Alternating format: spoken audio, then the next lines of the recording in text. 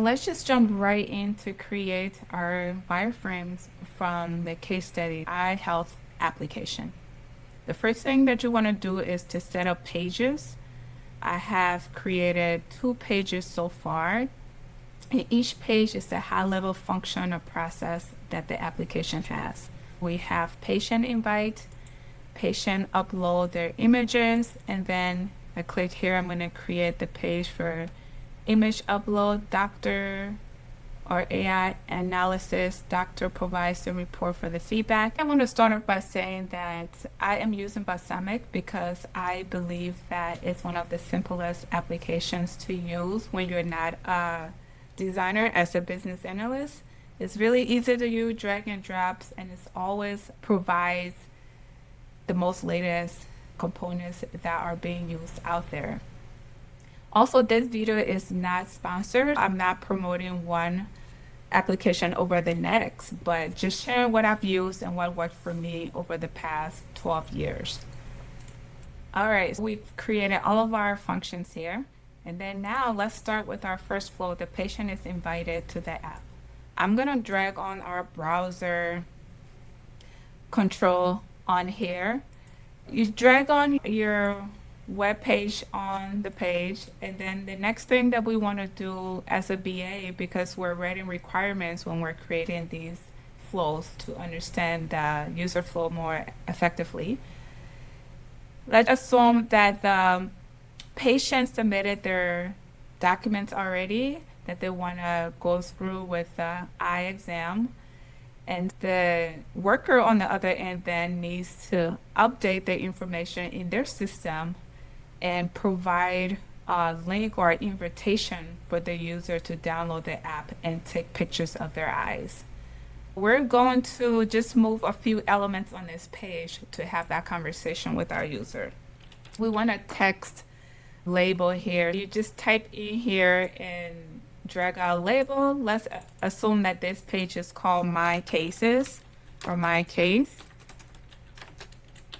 This is the worker page, and then the conversation that we'll have with our stakeholders is that what would be the first action that this worker would take when they're entering information in. Some may say that I want the worker to come in and then let their application say maybe, hi, let's say the worker name is Jenny. Hi, Jenny.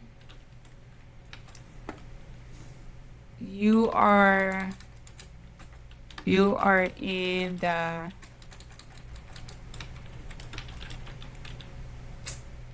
admin role. It has the admin role here. Jenny knows exactly what she is doing in the application and what role that she's in. The next thing that she'll want to do is that she want to search. We have a search function here. She want to search if the client or the patient is already in the tool. To make it easy, I am going to just copy and paste this label here and call it search by first name. And as you can see, this it's intentional that I am not making this to look like how a UX designer would do it, because many times I do have the UX background, but many times when I create wireframes and make it look pretty in quotation mark, it sometimes leads to people thinking that this is the final results, and that is not my intention. It's just to start the conversation. Do you want to search by first name and last name, or do they want to search by maybe a case number? I typically put in a comment here, what is the first action that you want this worker to do? And that's how we lead our users to bring out some of those requirements that we need from the development team as well as from our stakeholders. What do you want to search by? And then the next question is, what do you want the search results to show? I typically, on the same page, because this is part of the invitation, I have my go-to shapes that I typically use. I create everything on one page. I have the first page here, the landing page. It tells the person who they are in the role that they're in. And then now I want to see a search results.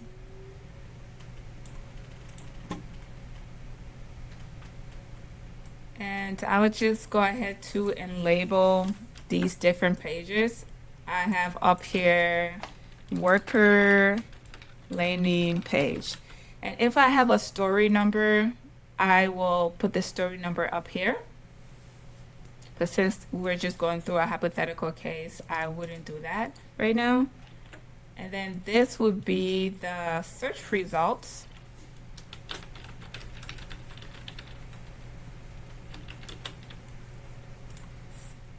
Similarly, let's say the worker, they decide to search by first name for this patient. We're just going to repeat similar elements here. Search by first name. They decided to search Paul. Just want to put some type of search item in here just to guide the user to visualize what it is that they will see. And then we have a grade. It gives you the idea of what you can do with the different data grades. Let's just assume that the search results, of course, most people want the search results to show the name. In our scenario, maybe their medical ID number. I will just make a few changes here.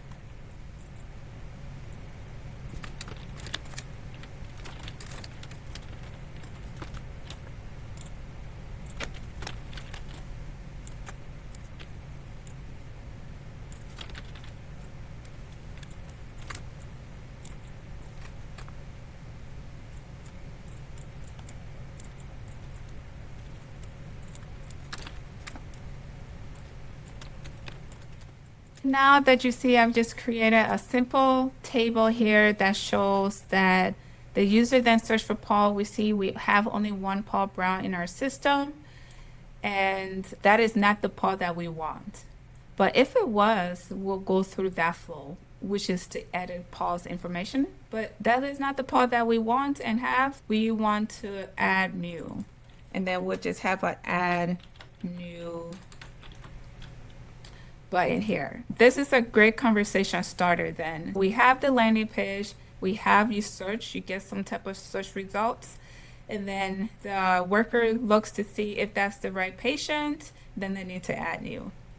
Again, I'm making it really simple. I'm not adding any type of colors, bringing colors to this, so that our user groups and the development team knows that this is a conversation starter and it's just to help build the requirements.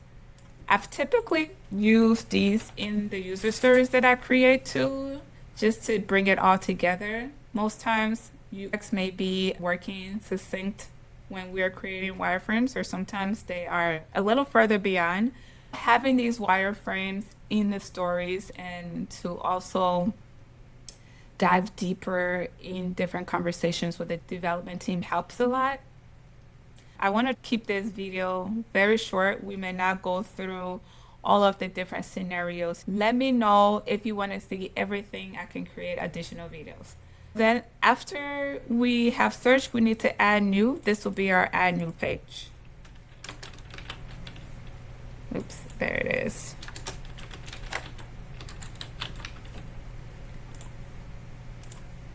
Again, my UX side of me wants to put a header on every page, H1 header. I want to do everything perfect, but we have to stop ourselves because at the end of the day, as business analysts, we want to create the fastest conversation starter possible so that we can get to the root of the requirements, right? We want to be able to add a new client into this database. We need an input field. I'm going to use the text label. You grab the input field and grab a text label and you group them together. Then you have the input field. I'm going to group them first and then we will be able to, there you go, right here it says group. And then we can reuse them. Now you can move them easily. For the input, we have name, we need to be able to add the person first name. Most organizations that I work for actually use sentence case, but every organization is different. As you see, first is capitalized and then the name at the end isn't. That's by design. What are other information from the data sets that the stakeholders will want the worker to add into the system of this client? What other items are needed for add?